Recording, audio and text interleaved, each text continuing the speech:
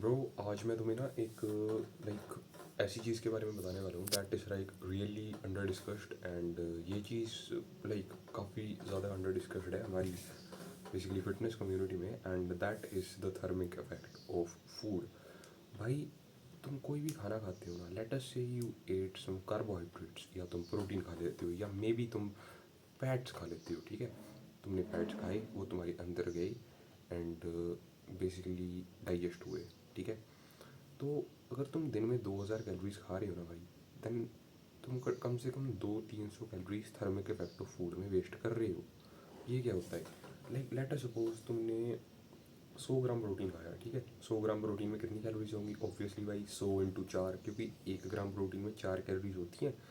तो 100 gram protein में भाई कितनी कैलोरीज होनी चाहिए? 100 × 4, 400।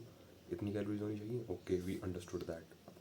Up to this point it is all clear. Okay, and you ate that. तो फिर भाई उसको ना, जो 400 कैलोरीज है उसका लगभग 30% दैट गोज इनटू वेस्ट। वो 30 कैलोरीज वेस्ट हो जाएंगी। 30% कैलोरीज आई एम सेइंग, क्योंकि भाई that will, the body will break down it, and जो ब्रेक डाउन करने में भी जो शक्ति लगती है उससे हम कहते हैं थर्मिक इफेक्ट ऑफ फूड। तो समझ रहे हो क्या कह रहा हूँ मैं? लाइक ऐसा नहीं है कि भाई तुमने खाना खाया अंदर एंड भाई कुछ जादुई शक्ति बैठी है अंदर। अंदर ना कोई, अंदर कोई क्या कहते हैं, कोई परी बैठी है, वो ना ऐसे ही तुम्हारी बॉडी को अंदर एनर्जी मिल रही है। भाई ऐसा नहीं हो रहा भाई। ठीक है, कोई मैजिक सिस्टम नहीं है अंदर। अंदर कोई फैंटेसी वर्ल्ड नहीं है अंदर। भाई बॉडी काम कर रही है, बॉडी को ही बचाना पड़ रहा है काम। तुम्हें क्या लगता है तुम खाना खाते हो वैसे ही लग जाता है शरीर को? ऐसा नहीं होता भाई। ठीक है, ऐसा नहीं होता। जो खाना तुम खाते हो ना, that doesn't readily goes into absorption. पहले पहले खाना जाता है, फिर उसे ब्रेक डाउन करना पड़ता है हमारी बॉडी को। उसे ब्रेक डाउन करने में थोड़ी थोड़ी एनर्जी लगती है। That is what we call thermic effect of food. तो थर्मिक इफेक्ट ऑफ फूड अलग अलग खानों का अलग अलग होता है। जैसे कि मैं तुम्हें बताऊँ, जो प्रोटीन का 30% होता है, कार्बोहाइड्रेट का 10% होता है। मतलब अगर तुमने 100 कैलोरीज खाई तो उसमें से 10 कैलोरीज वेस्ट होगी तुम्हारी। एंड जो फैट्स होते हैं उसका 0 से 5% तक होता है। समझ रहे हो? मतलब फैट्स का सबसे कम थर्मिक इफेक्ट ऑफ फूड है। इसका मतलब हम कार्ब्स खाना छोड़ दें क्योंकि उससे कैलोरीज नहीं बर्न होगी? नहीं भाई, कार्ब जो फैट्स हैं हमारे, जो या जो कार्ब्स हैं, ये भी हमारी बॉडी के लिए असेंशियल है। Everything is essential, but it depends upon which stage you are. अगर तुम बहुत ज़्यादा मोटे हो तो कार्ब्स छोड़ने पड़ेंगे भाई, एंड कीटोजेनिक डाइट करनी पड़ेगी। लेकिन अगर तुम पतले हो तो कार्ब्स खाने पड़ेंगे ताकि वेट मेंटेन हो जाए।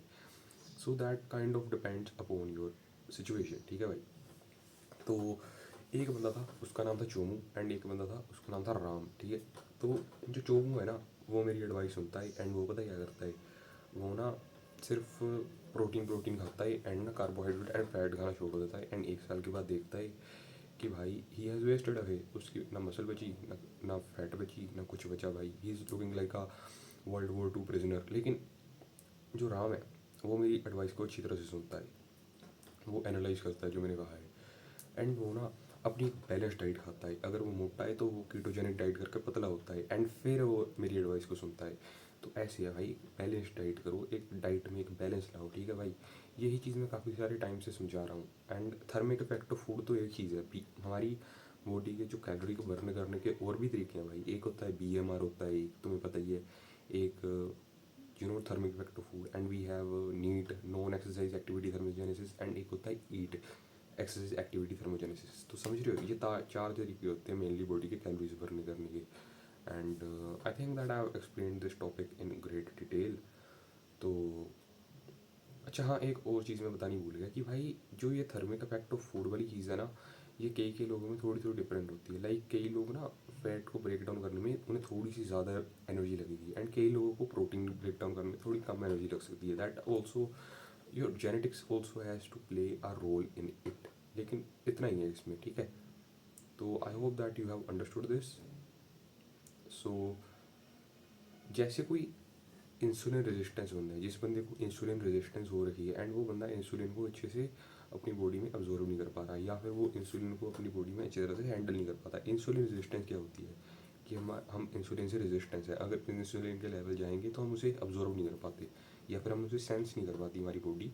तो उसे कहते हैं हम इंसुलिन रेजिस्टेंस। अगर किसी बंदे को इंसुलिन रेजिस्टेंस है तो भाई वो कार्बोहाइड्रेट का उसकी बॉडी में TEF बहुत ही कम होगा, यानी कि थर्मिक इफेक्ट ऑफ फूड उसकी बॉडी में कार्बोहाइड्रेट्स का बहुत ही ज़्यादा कम होगा, लाइक नेग्लिजिबल।